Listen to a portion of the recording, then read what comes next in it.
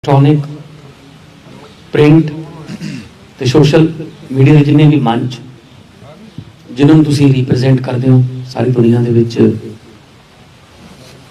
साडियां खबरां नूं पंजाब दे हालातां नूं हर रोज़ तुसी अपने कैमरे राहीं पहुँचाउने हो। छोटे ਜਿਹੇ सदे ते तुहाडा इत्थे पहुंचण ते जी आया वेलकम। इनू छड़ दी इदा बोली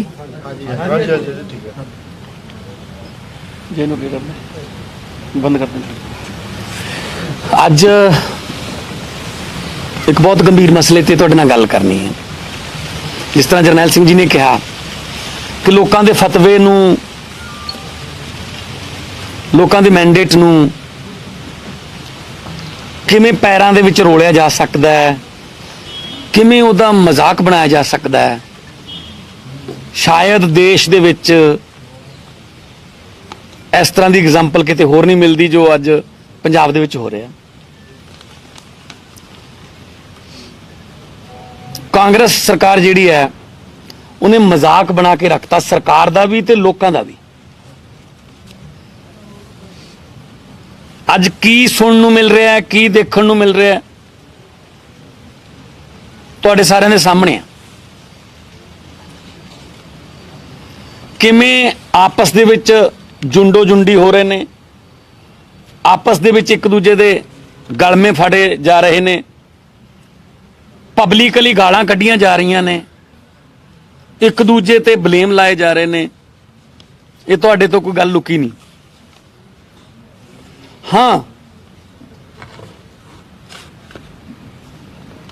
मैं बतौर पार्टी प्रधान और बतौर विरोधी पार्टी असीं ये देख रहे हैं कि तमाशा की बन गया गवर्नमेंट का तमाशा। चन्नी दी जाखड़ नाल नहीं बनती, जाखड़ दी बाजवे नाल नहीं बनती, बाजवे दी रंधावे नाल नहीं बनती, रंधावे दी सिद्धू नाल नहीं बनती, ते सिद्धू दी किसी नाल भी नहीं बनती। और सारे ही जाने किसी न किसी कमेटी के प्रधान ने।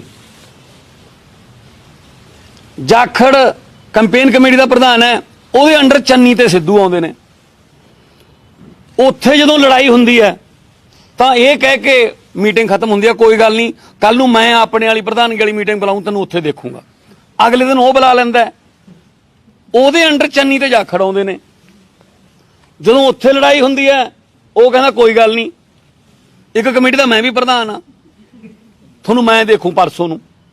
वो उत्थे बुला लेंदे ने, उत्थे लड़ाई हुंदी है तो प्रताप बाजवा कहना मैनीफेस्टो तो मैथों लिखाउणा है, थोनू चारां पंजां नूं मैं देखूं।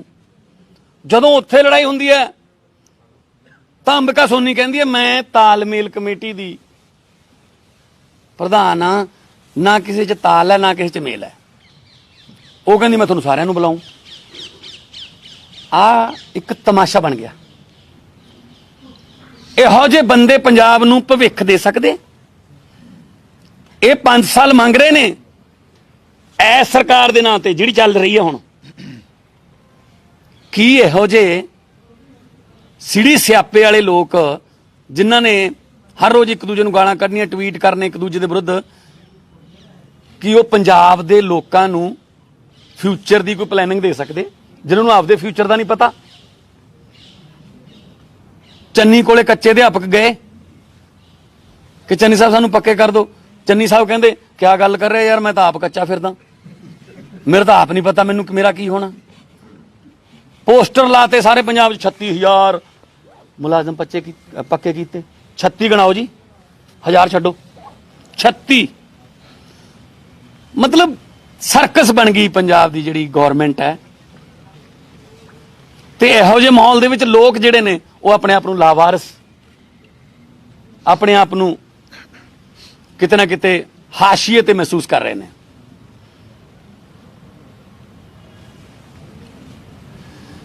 देखो नवजोत सिंह सिद्धू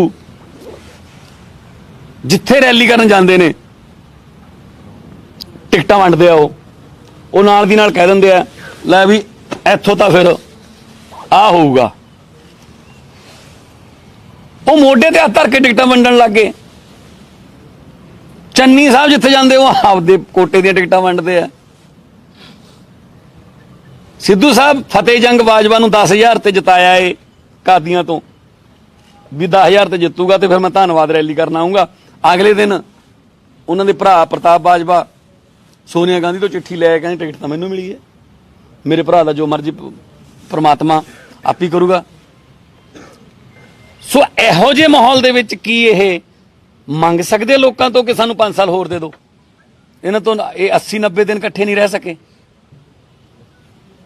80-90 ਦਿਨ ਸਿਰਫ 2 AG ਬਦਲਤੇ, 2 DG ਬਦਲਤੇ, ਰਾਤੋਂ ਰਾਤ ਸੋਤਾ ਸਾਹਿਬ ਗਏ, ਅੱਜ ਚਟੋਪਾਧਿਆ ਆ ਗਏ। ਮਤਲਬ ਕੋਈ ਪਤਾ ਹੀ ਨਹੀਂ ਕਿ ਕੀ ਹੋ ਰਿਹਾ ਹੈ। ਤਾਂ ਇਹੋ ਜਿਹੇ ਮਾਹੌਲ 'ਚ ਇਹ ਬੱਚਿਆਂ ਦੇ ਫਿਊਚਰ ਦੀਆਂ ਗੱਲਾਂ ਜਾਂ ਨੌਜਵਾਨਾਂ ਨੂੰ ਰੋਜ਼ਗਾਰ ਦੇਣ ਦੀਆਂ ਗੱਲਾਂ ਜਾਂ ਇਲਾਜ ਦੀਆਂ ਗੱਲਾਂ ਜਾਂ ਵਧੀਆ ਸਕੂਲ ਜਾਂ ਹਸਪਤਾਲ ਦੀਆਂ ਗੱਲਾਂ ਕਰ ਸਕਦੇ? ਕੌਣ ਕਰੂਗਾ ਇਹਨਾਂ ਚੋਂ? ਚੰਨੀ ਸਾਹਿਬ ਤਾਂ ਹੁਣ ਕੱਲ ਗੁਰਦਾਸਪੁਰ ਕੀ ਹੋਇਆ, ਚੰਨੀ ਸਾਹਿਬ ਗਏ 12 ਵਜੇ, ਰੈਲੀ ਸੀ, ਲੋਕ ਨਹੀਂ ਆਏ ਤਾਂ ਵਾਪਸ ਆਉਣਾ ਪੈ ਗਿਆ।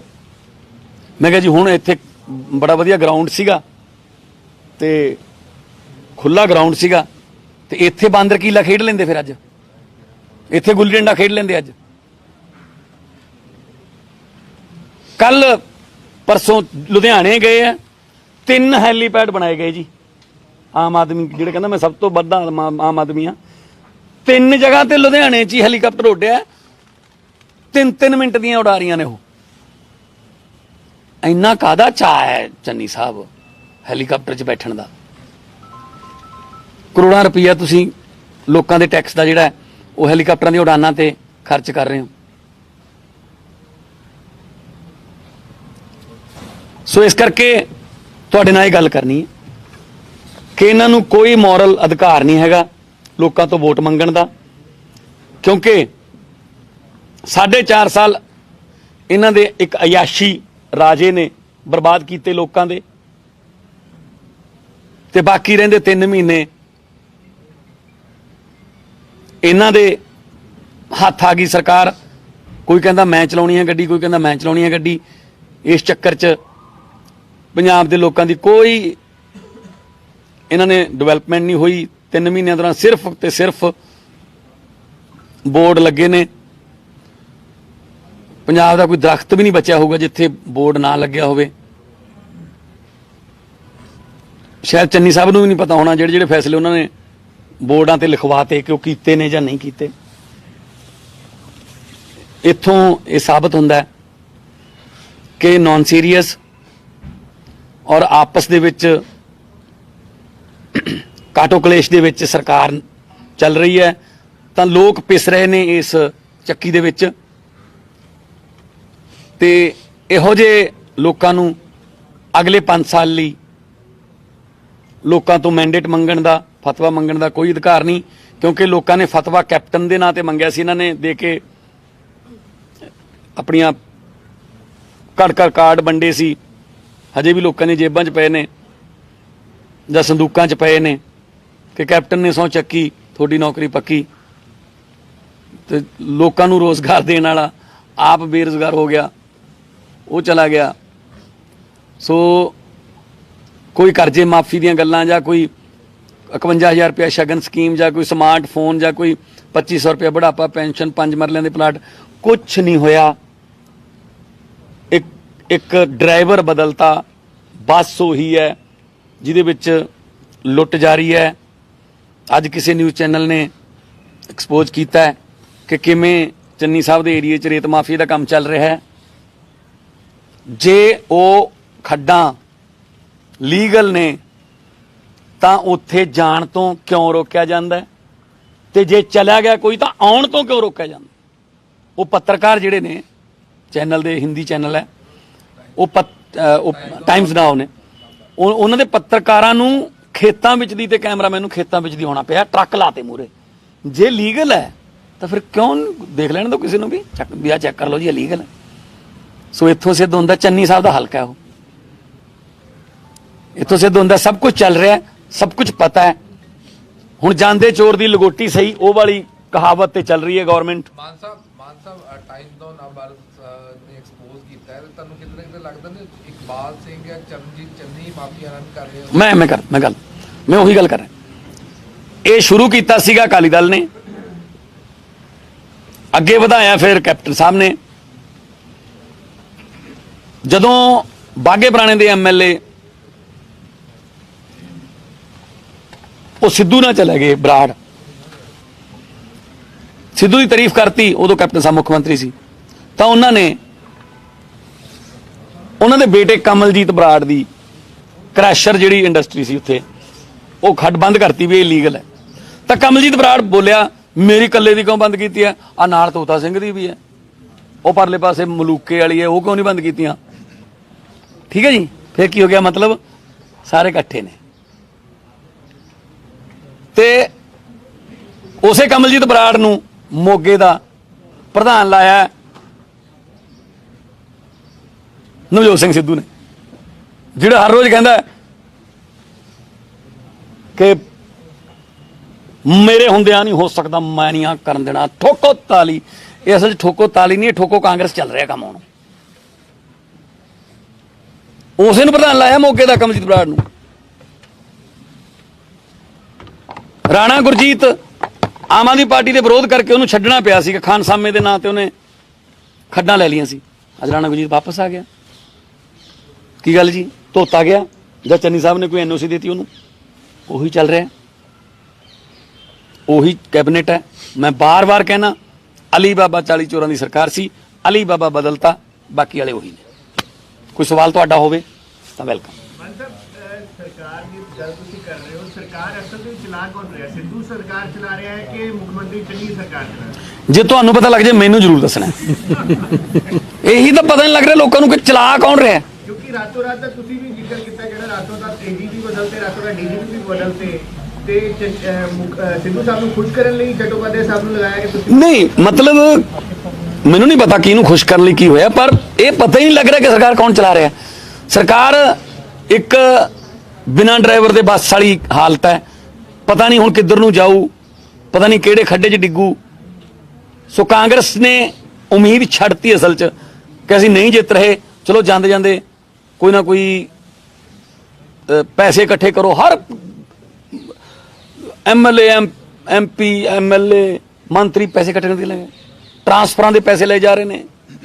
ਆਓ ਜੀ ਲਿਆਓ ਜੀ ਇੰਨੇ, ਲਿਆਓ ਜੀ ਇੰਨੇ। ਉਹ ਕਿਹਾ ਜਾ ਰਿਹਾ ਕਿ ਅਸੀਂ ਆਮ ਆਦਮੀ ਹਾਂ, ਅਸੀਂ ਤਾਂ ਗੁੱਲੀ ਡੰਡਾ ਖੇਡਣ ਜਾਣਦੇ ਹਾਂ, ਅਸੀਂ ਤਾਂ ਮੱਝਾਂ चो लेने डीजीपी का बदला जाना आप मतलब ठीक है, सरकार की कार्रवाई हो सकती है, लेकिन सिर्फ नवजोत सिंह सिद्धू के दबाव में पहले एडवोकेट जनरल साहब बदल दिए गए, अब डीजीपी को रातों रात बदल दिया गया, और कई अफसर, ये खुली चिट्ठी लीक हो रही है, इसमें वो कह रहे हैं कि जी हमें कहा जा रहा है कि कुछ नेताओं पर, वो नेता किसी भी पार्टी से हो सकते हैं, लेकिन उन पर मुकदमे दर्ज करें वो गलत है। तो आपको लगता नहीं ये सिर्फ इस तरह से सिद्धू के दबाव में सब सारे फैसले लिए जा रहे हैं? दिखावा है, दिखावा है। अब क्या टाइम कौन सा रह गया? पहली बात तो चट्टोपाध्याय साहब का नाम ही नहीं गया पैनल में, जो पैनल में नाम गए हैं, क्योंकि 5 अक्टूबर को ये पोस्ट जो है खाली हुई थी। रूल्स कहते हैं कि 6 महीने, कम से कम 6 महीने के बाद जिनकी रिटायरमेंट है वो जा सकते हैं। उसको वो इस गाइडलाइन को वो पूरा नहीं करते। 31 मार्च को उनकी रिटायरमेंट है। नेक्स्ट जैसी कोड लगा 1 घंटे में डीजीपी बदला जाएगा पंजाब का, क्योंकि इलेक्शन कमीशन की गाइडलाइन कहती है 31 मई से जिसकी पहले रिटायरमेंट है वो ऐसी पोस्ट पर नहीं रह सकता। 31 मार्च को रिटायर हो रहे हैं, तो 15 दिन के लिए एक नाम हो गया, एक्स डीजीपी बन जाएंगे। अच्छा बोलने में है जी। देखो ये तो कांग्रेस को पता है, सिद्धू को अगर सेटिस्फाई कर ले कांग्रेस तो उनके कुछ दिन अच्छे आ सकते हैं। वैसे जमान साहब, एक मेरा आखिरी सवाल है, आप भी प्रेस कॉन्फ्रेंस कर रहे हैं, आप भी अध्यक्ष हैं आम आदमी पार्टी के, नवजोत सिंह सिद्धू साहब प्रेस कॉन्फ्रेंस करते हैं, कोई भी सवाल उनसे पूछा जाए तो वो सवाल लेते ही नहीं, अपनी बात आते हैं, कहते हैं, चले जाते हैं। तो इसका मतलब उनके पास जवाब है नहीं ना, फिर उनको लगता है कि मैं सवालों के जवाब कैसे दूंगा। तो मैं इसीलिए आपके लिए ओपन बुक की तरह हूं, खुली किताब की तरह हूं। पूछो कौन सा सवाल पूछते हो, जितनी देर आपके सवाल खत्म नहीं होते हम यहाँ बैठे हैं। ਮਾਨ ਸਾਹਿਬ ਅੱਜ ਸਿੱਧੂ ਅੱਜ ਕੱਲ੍ਹ ਆਮ ਆਦਮੀ ਪਾਰਟੀ ਦੇ ਵੀ ਕਾਫੀ ਹਮਲਾਵਰ ਨੇ, ਕਹਿੰਦੇ ਇਹਨਾਂ ਦੇ ਗੱਲਾਂ ਸੁਣਾਇਓ, ਇਹ ਕਹਿੰਦੇ ਭਰੋਸਾ ਦਿਵਾਉਂਦੇ ਨੇ, ਕੇਜਰੀਵਾਲ ਦਾ ਨਾਮ ਲੈਂਦੇ ਨੇ, ਤੁਹਾਡਾ ਨਾਮ ਲੈਂਦੇ। ਸਿੱਧੂ ਸਾਹਿਬ ਨੂੰ ਕੰਪੇਨ ਸਟਾਰ ਕੰਪੇਨਰ ਬਣਾਇਆ ਸੀਗਾ ਦਿੱਲੀ ਵਾਸਤੇ, ਦਿੱਲੀ ਦੇ ਇਲੈਕਸ਼ਨ 'ਚ ਗਏ ਨਹੀਂ ਸੀ, ਉੱਥੇ ਜਾ ਕੇ ਕਹਿੰਦੇ ਕਿ ਆਮ ਆਦਮੀ ਪਾਰਟੀ ਦੀਆਂ ਗੱਲਾਂ ਚ ਨਾ ਆਇਓ। ਕਿੰਨੀਆਂ ਸੀਟਾਂ ਆਈਆਂ ਦਿੱਲੀ 'ਚ ਪਿਛਲੀ 2 ਵਾਰ ਤੋਂ? 0। ਸੋ ਸਿੱਧੂ ਸਾਹਿਬ ਵੀ ਦੇਖ ਲੈਂਦੇ ਆ ਨਾ ਵੀ ਇੱਥੇ ਜੇ ਆਪਣਾ ਕੰਮ ਬਣਨਾ ਨਹੀਂ, ਮੈਂ ਨਹੀਂ ਜਾਂਦਾ, ਮੈਂ ਬਦਨਾਮ ਨਾ ਹੋ ਜਾ। ਹਾਂ, ਪਾਰਟੀ ਦੇ ਜੇ ਵੱਡੇ ਨੇਤਾ ਨੇ, ਸਟਾਰ ਕੰਪੇਨਰ ਨੇ, ਦੇਖੋ ਹਾਰਨਾ ਜਿੱਤਣਾ ਚੱਲਦਾ ਰਹਿੰਦਾ, ਤਾਂ ਫਿਰ ਮਤਲਬ ਤਾਂ ਇਹ ਹੋ ਗਿਆ ਨਾ ਸਟਾਰ ਕੰਪੇਨਰ ਦਾ ਕਿ ਜੇ ਤੁਸੀਂ ਨੇਤਾ ਭੀੜ ਇਕੱਠੀ ਕਰਦੇ ਹੋ ਜਾਂ ਤੁਸੀਂ ਲੋਕਾਂ ਨੂੰ ਇਨਫਲੂਐਂਸ ਕਰ ਸਕਦੇ ਹੋ, ਤਾਂ ਤੁਸੀਂ ਜਾਓ ਜਿੱਥੇ ਪਾਰਟੀ ਤੁਹਾਡੀ ਡਾਊਨ ਹੈ ਉਹਨੂੰ ਅਪ ਕਰੋ, ਠੀਕ ਹੈ ਨਾ, ਅਪ ਕਰੋ ਨਾ ਥੱਲੋਂ ਵੀ ਹਾਂ ਉੱਥੇ ਜਾ ਕੇ ਮਿਹਨਤ ਕੀਤੀ ਤੇ ਸਿੱਧੂ ਸਾਹਿਬ ਕਰਕੇ 2 ਸੀਟਾਂ ਆਈਆਂ, 5 ਸੀਟਾਂ ਆਈਆਂ, ਵਾਟਐਵਰ। ਤੇ ਜਦੋਂ ਤੁਸੀਂ ਜਾਣਦੇ ਹੀ ਨਹੀਂ, ਕਹਿੰਦੇ ਮੈਂ ਤਾਂ ਇੱਥੇ ਜਾਂਦਾ ਨਹੀਂ, ਆਪਾਂ ਤਾਂ ਹਾਰ ਰਹੇ ਹਾਂ, ਫਿਰ ਫਾਇਦਾ ਕੀ ਹੋਇਆ? ਸੋ ਸਿੱਧੂ ਸਾਹਿਬ ਨੂੰ ਇਹ ਕੋਈ ਮੋਰਲ ਇਸ ਤਰ੍ਹਾਂ ਦਾ ਰਾਈਟ ਨਹੀਂ ਹੈਗਾ ਕਿ ਉਹ ਐਂ ਕਹਿਣ ਕਿ ਕੇਜਰੀਵਾਲ ਪੰਜਾਬ 'ਚ ਕਿਉਂ ਆਉਂਦਾ ਹੈ, ਇਹ ਉਹ ਤਿਮਕਾ। ਕੇਜਰੀਵਾਲ ਜੀ ਸਾਰੇ ਦੇਸ਼ ਜਾਣਗੇ, ਠੀਕ ਹੈ, ਕੇਜਰੀਵਾਲ ਇਕੱਲੇ ਦਿੱਲੀ ਦੇ ਨਹੀਂ, ਕੇਜਰੀਵਾਲ ਨੇ ਦੇਸ਼ ਦੀ ਰਾਜਨੀਤੀ ਨੂੰ ਬਦਲਿਆ। ਵੱਡੇ ਵੱਡੇ ਹੈਲੀਕਾਪਟਰਾਂ ਵਾਲੇ ਥੱਲੇ ਲਹੇ ਨੇ। ਸੁਖਬੀਰ ਬਾਦਲ ਨੇ ਕਦੇ ਸੋਚਿਆ ਨਹੀਂ ਸੀਗਾ ਕਿ ਮੈਂ ਬਾਣ ਦੇ ਮੰਜੇ ਤੇ ਬਹਿ ਕੇ ਚਾਹ ਪੀਣੀ ਪਊ ਕਿਸੇ ਦੇ ਖੇਤ ਜਾ ਕੇ। ਹਰਸਿਮਰਤ ਕੌਰ ਨੇ ਕਦੇ ਸੋਚਿਆ ਨਹੀਂ ਸੀ ਕਿ ਨਰਮਾ ਚੁਗਦੀਆਂ ਕੋਲੇ ਮੈਨੂੰ ਵੀ ਜਾਣਾ ਪਊਗਾ, ਨਰਮੇ ਦੇ ਵਿੱਚ ਉਤਰਨਾ। ਉਹ ਉਸੇ ਨਰਮੇ ਦੇ ਉੱਤੋਂ ਦੀ ਹੈਲੀਕਾਪਟਰ ਲੰਘਦੇ ਰਹੇ ਨੇ 10 ਸਾਲ। ਸੋ ਪਬਲਿਕ ਹੈ, ਲੋਕ ਹੈ, ਲੋਕ ਜਦੋਂ ਚਾਹਣ ਬੰਦਾ ਅਰਸ਼ ਤੇ, ਲੋਕ ਜਦੋਂ ਚਾਹਣ ਬੰਦਾ ਫਰਸ਼ ਤੇ। ਮਾਨ ਸਾਹਿਬ ਇੱਕ 17 ਤਰੀਕ ਦੀ ਮੀਟਿੰਗ ਰੱਖੀ ਗਈ ਸੀ ਕਿਸਾਨਾਂ ਦੇ ਨਾਲ, ਪਰ ਉਸ ਤੋਂ ਬਾਅਦ 20 ਤਰੀਕ ਕਰ ਦਿੱਤੀ ਗਈ। ਕਿਸਾਨ ਜਥੇਬੰਦੀਆਂ ਨੇ ਕਿਹਾ ਕਿ ਹਾਲੇ ਤੱਕ ਨਾ ਤਾਂ ਸਾਨੂੰ 20 ਤਰੀਕ ਦਾ ਕੋਈ ਨੋਟੀਫਿਕੇਸ਼ਨ ਮਿਲਿਆ ਕਿ ਮੀਟਿੰਗ ਚੇਂਜ ਕੀਤੀ ਗਈ ਹੈ। ਦੂਜੇ ਪਾਸੇ ਕੁਝ ਜਥੇਬੰਦੀਆਂ ਕਹਿ ਰਹੀਆਂ ਕਿ ਸਾਨੂੰ ਬਾਈਕਾਟ ਕਰਨਾ ਚਾਹੀਦਾ। ਪੰਜਾਬ ਸਰਕਾਰ ਕਿਤੇ ਨਾ ਕਿਤੇ ਟਾਲ ਮਟੋਲ ਕਰ ਰਹੀ ਹੈ ਮੀਟਿੰਗ ਕਰਨ ਦੀ, ਕਿਉਂਕਿ ਹੈ ਹੀ ਨਹੀਂ ਕੁਛ ਜੀ, ਕੋਈ ਪਾਲਿਸੀ ਹੈ ਨਹੀਂ ਨਾ ਜੀ। ਕਿਉਂਕਿ ਕਿਸਾਨ ਜਿਹੜੇ ਨੇ ਉਹ ਪੁੱਛਣਗੇ ਇਹ ਗੱਲ ਕਿ ਜੀ ਤੁਸੀਂ ਲਿਖਤੀ ਵਾਅਦਾ ਕੀਤਾ ਸੀਗਾ ਮੈਨੀਫੈਸਟੋ 'ਚ ਕਿ ਕਰਜ਼ੇ ਮਾਫ ਕਰਾਂਗੇ ਅਸੀਂ, ਪ੍ਰਾਈਵੇਟ ਵੀ ਤੇ ਬੈਂਕਾਂ ਦੇ ਵੀ, ਉਹ ਹੋਏ ਨਹੀਂ। ਕਿਸਾਨ ਸਾਹਿਬ ਮੰਗਣਗੇ ਤਾਂ ਹਿਸਾਬ ਹੈ ਨਹੀਂ, ਇਸ ਕਰਕੇ 17 ਤੋਂ 20 ਕਰ ਲਓ, 20 ਤੋਂ 25 ਕਰ ਲਓ, ਉਦੋਂ ਬਾਅਦ ਕਹਿਣਾ ਕੋਡ ਲੱਗ ਗਿਆ ਜੀ, ਨਹੀਂ ਤਾਂ ਅਸੀਂ ਕਰ ਦਿੰਦੇ। ਸੋ ਇਹ ਬਹਾਨੇਬਾਜ਼ੀ ਹੈ। ਕਿਸਾਨ ਜਥੇਬੰਦੀਆਂ ਨੂੰ ਇਸ ਗੱਲ ਦਾ ਪਤਾ ਹੈ, ਉਹ ਬਹੁਤ ਵੱਡੀ ਜੰਗ ਜਿੱਤ ਕੇ ਆਏ ਆ ਕਿ ਬਹਾਨੇਬਾਜ਼ੀ। ਬਲਕਿ ਜਿਸ ਦਿਨ ਪ੍ਰਧਾਨ ਮੰਤਰੀ ਨੇ ਅਨਾਉਂਸ ਕੀਤਾ ਸੀ 19 ਨਵੰਬਰ ਨੂੰ ਗੁਰਪੁਰਬ ਵਾਲੇ ਦਿਨ, ਕਿਸਾਨ ਜਥੇਬੰਦੀਆਂ ਨੇ ਕਿਹਾ ਸੀਗਾ ਕਿ ਅਸੀਂ ਕੱਲੀ ਅਨਾਉਂਸਮੈਂਟ ਤੇ ਨਹੀਂ ਵਾਪਸ ਜਾਣਾ, ਸਾਨੂੰ ਲੋਕ ਸਭਾ ਰਾਜ ਸਭਾ ਚੋਂ ਪਾਸ ਕਰਾ ਕੇ ਰਾਸ਼ਟਰਪਤੀ ਦੇ ਸਾਈਨ ਕਰਕੇ ਸਾਨੂੰ ਕਾਪੀ ਭੇਜੋ। ਇੰਨਾ ਯਕੀਨ ਤਾਂ ਸਾਡੇ ਪ੍ਰਧਾਨ ਮੰਤਰੀ ਤੇ ਰਹਿ ਗਿਆ ਲੋਕਾਂ ਨੂੰ। ਪਹਿਲਾਂ ਉਹਨਾਂ ਦੇ ਭਾਸ਼ਣ ਨੂੰ ਲੋਕ ਫੈਸਲਾ ਮੰਨ ਲੈਂਦੇ ਸੀ, ਹੁਣ ਫੈਸਲੇ ਨੂੰ ਭਾਸ਼ਣ ਵੀ ਨਹੀਂ ਮੰਨਦੇ। ਸੋ ਫਰਕ ਹੈ।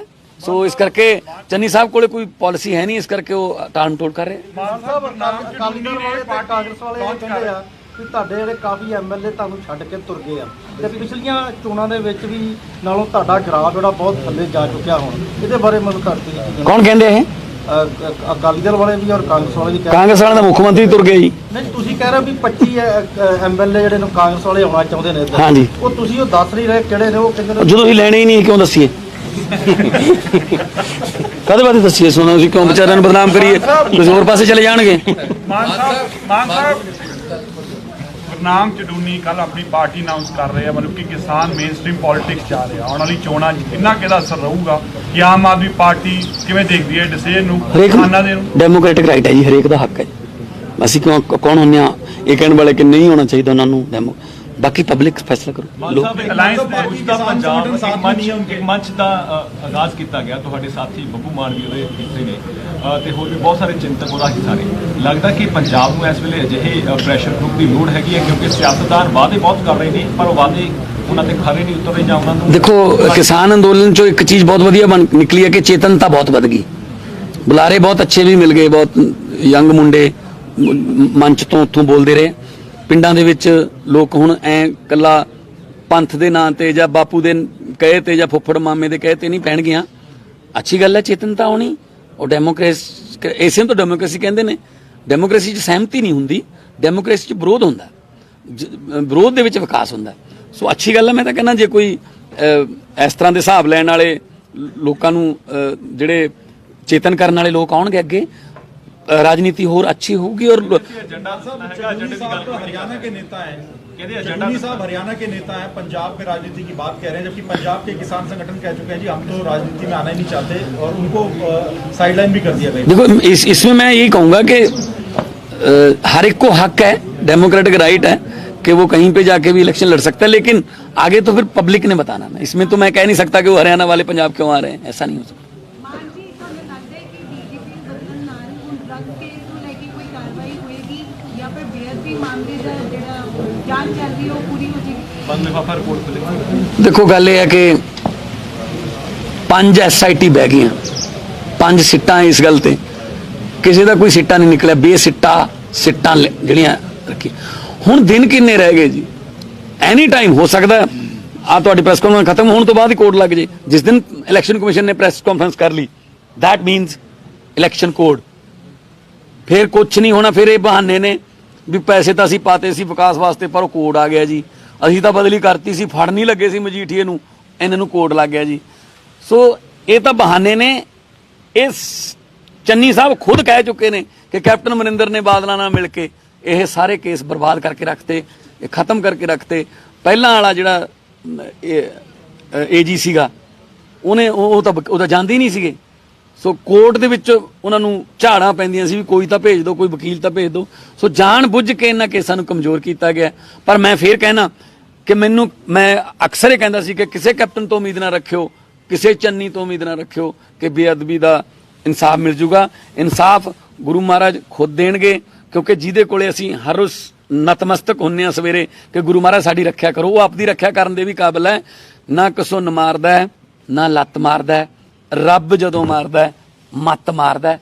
ਹੁਣ ਗੁਟਕਾ ਸਾਹਿਬ ਦੀਆਂ ਝੂਠੀਆਂ ਸਹੁੰਆਂ ਖਾਧੀਆਂ ਤੇ ਅੱਜ ਕੈਪਟਨ ਸਾਹਿਬ ਨਾਲ ਕੋਈ ਬੰਦਾ ਤੁਰਨ ਨੂੰ ਤਿਆਰ ਨਹੀਂ। ਆਪਦੀ ਗੱਡੀ ਦੀ ਤਾਕੀ ਵੀ ਆਪ ਖੋਲਣੀ ਪੈਂਦੀ ਹੈ। ਪ੍ਰੈਸ ਕਾਨਫਰੰਸ ਦੇ ਵਿੱਚ ਵੀ ਇੱਕੋ ਹੀ ਕੁਰਸੀ ਡਹਿੰਦੀ ਹੈ। ਠੀਕ ਹੈ ਨਾ। ਇਹ ਵਕਤ ਹੈ ਜੀ, ਵਕਤ ਬੜਾ ਬਲਵਾਨ ਹੈ। ਸੋ ਵਕਤ ਭਿਖਾਰੀਆਂ ਦੇ ਸਿਰ ਤੇ ਤਾਜ ਟਿਕਾ ਦਿੰਦਾ ਹੈ ਤੇ ਰਾਜਿਆਂ ਨੂੰ ਭਿਖਾਰੀ ਬਣਾਉਂਦਾ ਵਕਤ ਬਹੁਤ। ਜਿੰਨੇ ਵਾਅਦੇ ਤੁਸੀਂ ਕਰ ਰਹੇ ਹੋ ਚੋਣਾਂ ਤੋਂ ਪਹਿਲਾਂ ਮਾਨ ਸਾਹਿਬ ਸੁਖਜਿੰਦਰ ਸਿੰਘ ਰੰਧਾਵਾ ਵੱਲੋਂ ਇਹ ਬਿਆਨ ਦਿੱਤਾ ਗਿਆ ਹੁਣੇ ਕਿ ਕੋਡ ਆਫ ਕੰਡਕਟ ਲੱਗਣ ਤੋਂ ਪਹਿਲਾਂ ਬੇਅਦਬੀ ਤੇ ਡਰੱਗ ਕੇਸ ਦੇ ਜਿਹੜੇ ਦੋਸ਼ੀ ਉਹਨਾਂ ਨੂੰ ਅਸੀਂ ਫੜ ਕੇ ਅੰਦਰ ਕਰ ਦਾਂਗੇ। ਉਹਨਾਂ ਨੂੰ ਕੀ ਪਤਾ ਕਿ ਕਦੋਂ ਕੋਡ ਆਫ ਕੰਡਕਟ ਲੱਗਣ ਜਾ ਰਿਹਾ ਤਾਂ ਉਸ ਤੋਂ ਪਹਿਲਾਂ ਅੰਦਰ ਕਰ ਦੇਣਗੇ। ਮੈਂ ਇਹੀ ਤਾਂ ਕਹਿਣਾ ਕਿ ਸਰਕਸ ਬਣਾ ਲਈ ਯਾਰ, ਇਹਨਾਂ ਨੇ ਕਾਮੇਡੀ ਬਣਾ ਰੱਖੀ ਹੈ ਸਰਕਾਰ ਦੀ। ਇਹਨੂੰ ਅੰਦਰ ਕਰ ਦਾਂਗੇ, ਉਹਨੂੰ ਬਾਹਰ ਕਰ ਦਾਂਗੇ। ਠੀਕ ਹੈ ਨਾ। ਸੋ ਚਲੋ ਠੀਕ ਹੈ, 1 ਦਿਨ 2 ਦਿਨ ਚੱਲ ਜਾਂਦਾ, 3 ਦਿਨ ਪੌਣਾ ਪੰਜਾਬ 75% ਪੰਜਾਬ ਦੇ ਜਿਹੜੇ ਮੁਲਾਜ਼ਮ ਕੱਚੇ ਪੱਕੇ ETT ਵਾਲੇ, TET pass, guest faculty teacher, anganwadi ਵਾਲੇ, ਆਸ਼ਾ ਵਰਕ, ਉਹ ਸਾਰੇ ਸੜਕਾਂ ਤੇ ਬੈਠੇ ਨੇ। ਠੀਕ ਹੈ। ਤੇ ਚੰਨੀ ਸਾਹਿਬ ਹਰ ਤੀਜੇ ਦਿਨ ਭੰਗੜਾ ਪਾਉਂਦੇ ਨੇ, ਕਦੇ ਕਿਸੇ ਨਾਲ ਕਦੇ ਕਿਸੇ ਨਾਲ। ਸਟੇਟ ਰੋ ਰਹੀ ਹੈ। ਉਹ ਫਿਰ ਤੋਂ ਉਹੀ ਗੱਲ ਸਾਬਤ ਹੋ ਰਹੀ ਹੈ ਨਾ ਕਿ ਰੋਮ ਜਲ ਰਿਹਾ ਸੀ ਤੇ ਨੀਰੋ ਬੰਸਰੀ ਵਜਾ ਰਿਹਾ ਸੀ। ਸੋ ਕਿੰਨੇ ਕੁ ਨੀਰੋ ਨੇ ਇਹ ਨਹੀਂ ਪਤਾ ਲੱਗ ਰਿਹਾ। ਹੁਣ ਗ੍ਰਹਿ ਮੰਤਰੀ ਨੇ ਰੰਧਾਵਾ ਸਾਹਿਬ ਨਾਕੇ ਤੇ ਖੜ ਕੇ ਕਿਸੇ ASI ਨੂੰ ਸਸਪੈਂਡ ਕਰ ਦਿੰਦੇ ਆ। ਬਈ ਇਹ ਕੰਮ ਤੁਸੀਂ ਆਰਡਰ ਦੇ ਕੇ ਕਰੋ। ਤੁਸੀਂ ਗ੍ਰਹਿ ਮੰਤਰੀ ਦਾ ਕੰਮ ਹੈ ਅਮਨ ਕਾਨੂੰਨ ਨੂੰ ਕਾਇਮ ਰੱਖਣਾ ਔਰ ਪਾਲਿਸੀਜ਼ ਬਣਾਉਣੀਆਂ ਔਰ ਕਿਵੇਂ ਕ੍ਰਾਈਮ ਘੱਟ ਹੋਵੇ ਉਹਦੇ ਬਾਰੇ ਗੱਲ ਕਰਨੀ। ਹੁਣ ਅੱਜ ਬਿਆਨ ਆ ਗਿਆ ਕਿ ਅੰਦਰ ਕਰ ਦਿਆਂਗੇ ਜੀ। ਕਿੰਨੇ ਕੁ ਦਿਨਾਂ ਲਈ ਅੰਦਰ ਕਰੋਗੇ? ਉਹ ਅਗਲੇ ਜ਼ਮਾਨਤ ਤੇ ਬਾਹਰ ਆ ਜਾਣਗੇ। ਰਾਜੇ ਵੜਿੰਗ ਨੇ ਕੀ ਕੀਤਾ? ਬੱਸਾਂ ਫੜ ਲੀਆਂ, ਫੇਸਬੁੱਕ ਤੇ ਹੋ ਗਈ ਬੱਲੇ ਬੱਲੇ ਸ਼ੇਰ ਪੰਜਾਬ ਦਾ ਆ ਗਿਆ ਮੰਤਰੀ। ਇਹੋ ਜਿਹੇ ਹੁੰਦੇ ਨੇ ਮੰਤਰੀ। 4 ਦਿਨਾਂ ਬਾਅਦ ਹਾਈ ਕੋਰਟ ਨੇ ਸਾਰੀਆਂ ਬੱਸਾਂ ਕਲੀਅਰ ਕਰਤੀਆਂ। ਬਸ ਉਹ ਕਹਿੰਦਾ ਮੈਂ ਕੀ ਕਰਾਂ ਹੁਣ, ਕਿਉਂਕਿ ਕੱਚੇ ਪੈਰੀ ਹੱਥ ਪਾਉਂਦੇ ਨੇ, ਪੱਕੇ ਪੈਰੀ ਨਹੀਂ ਪਾਉਂਦੇ, ਸਭ ਰਲੇ ਹੋਏ। ਮਾਨ ਸਾਹਿਬ ਇੱਕ ਕੁਐਸਚਨ ਹੈ, ਸਰਦਾਰ ਜਰਨੈਲ ਸਿੰਘ ਜੀ ਬੈਠੇ ਨੇ, ਚੰਡੀਗੜ੍ਹ ਨਗਰ ਆਪਣੇ ਕੌਂਸਲ ਦੀਆਂ ਨਗਰ ਨਿਗਮ ਦੀਆਂ ਚੋਣਾਂ ਨੇ ਜੀ, ਔਰ ਬਹੁਤ ਸਾਰੇ ਮੁੱਦੇ ਤੁਸੀਂ ਦਿੱਲੀ ਪੈਟਰਨ ਤੇ ਕਹਿ ਰਹੇ ਹੋ ਵੀ ਦਿੱਲੀ ਨੂੰ ਲਿਆਵਾਂਗੇ। ਬਹੁਤ ਸਾਰੀਆਂ ਸਮੱਸਿਆਵਾਂ ਦਿੱਲੀ ਨਾਲ ਇੱਥੇ ਮੈਚ ਨਹੀਂ ਕਰਦੀਆਂ। ਉੱਥੇ ਕੋਈ ਸਮੱਸਿਆਵਾਂ ਹੋਰ ਨੇ, ਇੱਥੇ ਹੋਰ ਨੇ। ਤੁਸੀਂ ਕਿਸ ਮਤਲਬ ਉਸ ਮੁੱਖ ਰੱਖ ਕੇ ਜਿਹੜੀਆਂ ਚੋਣਾਂ? ਜੀ ਬਿਲਕੁਲ, ਮੈਂ ਤੁਹਾਡੀ ਗੱਲ ਨਾਲ ਸਹਿਮਤ ਹਾਂ ਕਿ ਹਰ ਸਟੇਟ ਦੇ ਮੁੱਦੇ ਵੱਖਰੇ ਹੋ ਸਕਦੇ ਹੈ, ਪਰ ਦਿੱਲੀ ਮਾਡਲ, ਅਰਵਿੰਦ ਕੇਜਰੀਵਾਲ ਮਾਡਲ ਨੂੰ ਕਹਿਣ ਦਾ ਮਤਲਬ ਉਹਦਾ ਭਾਅ ਇਹ ਹੈ ਕਿ ਆਪਣੇ ਕੀਤੇ ਵਾਅਦਿਆਂ ਨੂੰ ਪੂਰਾ ਕਰਨਾ। ਜਿਹੜੇ ਵਾਅਦੇ ਤੁਸੀਂ ਚੋਣਾਂ 'ਚ ਵੋਟਾਂ ਲੈਂਦੇ ਵੇਲੇ ਕਰਦੇ ਹੋ ਉਹਨਾਂ ਨੂੰ ਪੂਰਾ ਕਰਨਾ, ਉਹਨੂੰ ਕੇਜਰੀਵਾਲ ਮਾਡਲ ਕਹਿੰਦੇ ਹੈ। ਅੱਜ ਚੰਡੀਗੜ੍ਹ ਦੇ ਲੋਕ ਵੀ ਆਪਣੇ ਆਪ ਨੂੰ ਠੱਗਿਆ ਮਹਿਸੂਸ ਕਰਦੇ ਹੈ। ਬਹੁਤ ਵਾਰੀ ਇੱਥੇ ਵੀ ਕਾਂਗਰਸ ਤੇ BJP ਨੂੰ ਵੋਟਾਂ ਦੇ ਕੇ ਵੇਖ ਲਈਆਂ, ਪਰ ਅੱਜ ਚੰਡੀਗੜ੍ਹ ਜਿਹਨੂੰ ਦਾ ਸਿਟੀ ਬਿਊਟੀਫੁਲ ਕਹਿੰਦੇ ਸੀ, ਅੱਜ ਇੱਥੇ ਕੂੜੇ ਦੇ ਵੱਡੇ ਵੱਡੇ ਪਹਾੜ ਕਿੱਥੇ ਨਾ ਕਿੱਥੇ ਚੰਡੀਗੜ੍ਹ ਵਾਸੀਆਂ ਦੀ ਨਿਰਾਸ਼ਾ ਦਾ ਕਾਰਨ ਬਣ ਗਏ ਨੇ। ਤੇ ਚੰਡੀਗੜ੍ਹ ਬਦਲਾਅ ਦੀ ਰਾਹ ਤੇ ਤੁਰ ਪਿਆ। ਮੈਂ ਨਾਲ ਹੀ ਨਾਲ ਇਹ ਵੀ ਐਡ ਕਰਦੇ ਆ ਕਿ 24 ਤਰੀਕ ਨੂੰ ਮੁੱਖ ਮੰਤਰੀ ਦਿੱਲੀ 'ਚ ਵੀ ਕੂੜੇ ਦੇ ਪਹਾੜ ਤੇ ਦਿੱਲੀ 'ਚ ਵੀ ਨਹੀਂ, ਦਿੱਲੀ 'ਚ ਵੀ ਹੈ, BJP ਦੇ ਪਹਾੜ ਨੇ ਨਾ ਜੀ। ਕਾਰਪੋਰੇਸ਼ਨ ਤੇ BJP ਕੋਲ ਹੀ ਹੈ, ਇੱਥੇ ਵੀ ਉਹੀ ਹਾਲ ਹੈ। ਐਮਸੀਡੀ ਉਹਨਾਂ ਕੋਲ ਐਮਸੀਡੀ ਉਹਨਾਂ ਕੋਲ ਹੀ ਹੈ। ਉੱਥੇ ਵੀ ਦਿੱਲੀ 'ਚ ਵੀ ਅਗਲੇ ਸਾਲ ਐਮਸੀ ਦੀ ਇਲੈਕਸ਼ਨਾਂ ਨੇ, ਦਿੱਲੀ ਵਾਲਿਆਂ ਨੇ ਮਨ ਬਣਾ ਲਿਆ ਤੇ ਇੱਧਰ ਵਾਲਿਆਂ ਨੇ ਮਨ ਬਣਾ ਲਿਆ। ਚੰਗੀ ਨਹੀਂ ਲੱਗਦੀ ਉਹ ਆਪਾਂ ਸਾਰੇ ਦੂਜਿਆਂ ਕੋਲ ਨਹੀਂ ਫੈਕਟ ਤੇ ਫੈਕਟ ਹੀ ਰਹਿਣਾ। ਐਮਸੀਡੀ ਤਾਂ ਫਿਰ ਦਿੱਲੀ ਕੋਲੇ, ਉੱਥੇ ਤੁਹਾਨੂੰ BJP ਆਪਣਾ ਦੀ ਹੈ। ਚੈੱਕ ਕਰਨਾ ਨਾ ਜੀ। ਉਹ ਤਾਂ ਦਿੱਲੀ ਸਰਕਾਰ ਦੇ ਅੰਡਰ ਨਹੀਂ ਹੈਗੇ ਨੇ।